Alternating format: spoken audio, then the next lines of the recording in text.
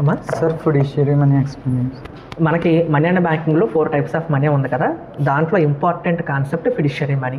అసలు ఫిడ్యూషియరీ అంటే ఏంటని ఎక్స్ప్లెయిన్ చేయాలంటే నీకు చిన్న ఎగ్జాంపుల్ చెప్తాను. నువ్వు హైదరాబాద్ చార్మినార్కి వెళ్ళావు, ఆ పక్కన పర్ఫ్యూమ్ అండ్ సెంట్ షాప్స్ ఇలా చాలా ఉంటాయి కదా. లెటర్సే ఒక షాప్కి వెళ్ళి ఒక 1000 రూపీస్ వర్త్ పర్ఫ్యూమ్ పర్చేజ్ చేసావు. కరెక్ట్గా డబ్బులు ఇద్దామనేసరికి నువ్వు పర్స్ మర్చిపోయావు, నీ దగ్గర ఫోను లేదు, లేదా బ్యాంకులో బ్యాలెన్స్ లేదు.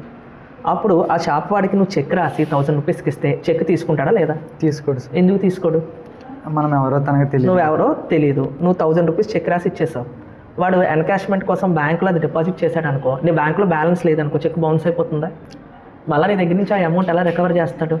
సో ఖచ్చితంగా అయితే నీ దగ్గర చెక్ తీసుకోడుగా. అదే వాడు ఏమన్నాడని పక్క షాప్కి వెళ్ళావు, పక్క షాప్ అని నీకు తెలుసు, ఆయనకి అదే 1000 రూపీస్ చెక్ ఇస్తే తీసుకుంటాడా లేదా? తీసుకుంటాడు. సో షాప్ 1 అండ్ షాప్ 2కి డిఫరెన్స్ ఏంటి?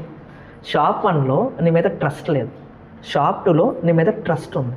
సో చెక్ అనేది నాట్ ఇష్యూడ్ బై ఆర్బీఐ, అది అసలు లీగల్ టెండర్ కాదు. బట్ బేస్డ్ ఆన్ ట్రస్ట్ అక్కడ చెక్ని షాప్ 2 వాడు మనీ కింద యాక్సెప్ట్ చేశాడుగా, దాన్నే ఫిడ్యూషియరీ మనీ అంటాం. It is not a money, but based on trust దాన్ని మనీ కింద యాక్సెప్ట్ చేశారు కాబట్టి దాన్ని ఫిడ్యూషియరీ మనీ అని అంటాం. ఓకేనా? Okay. అర్థమైందా? అర్థమైంది సార్.